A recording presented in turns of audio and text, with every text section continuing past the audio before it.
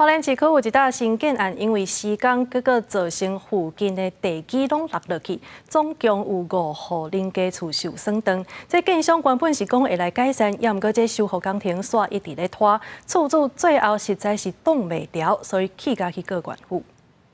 今日起，伫花莲市公河街、港南行街附近的明体厝内，地方厝基壁壁损，门窗拢无法度关，因为因后壁伫咧起大楼，挖地基时阵，敢若水管破去，水一直流出来，因为地基受损，5间厝受到损害。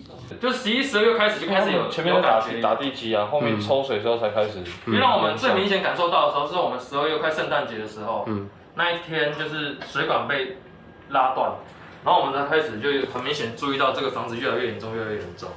当局讲，本来县府有界定，建商也答应讲会修理，将落落去的部分恢复。因过承包商只个人做3工，就讲人工处理无符合成本，爱用大型的机具。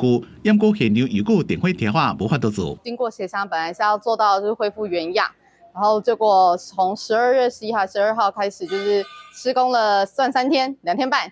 就没有下文了，建商就说包商问题嘛，包商就说台电问题嘛。我们没有停工是因为路线问题，那承包商也在积极的准备，总来也要进去了。那现在是要帮他们移除他们的排风系统。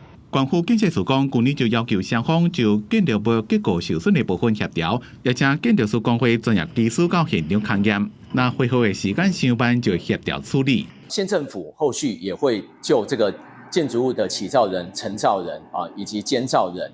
就这个建物受损的事实状况，以及它受损恢复的期程呢，我们来进行这个协调处理。因过受损的大户真侪拢是开店做小生意的，无法度营业对生活有影响，所以要求建商爱赔偿因的营业损失。建商是也无做回应。记者综合报道。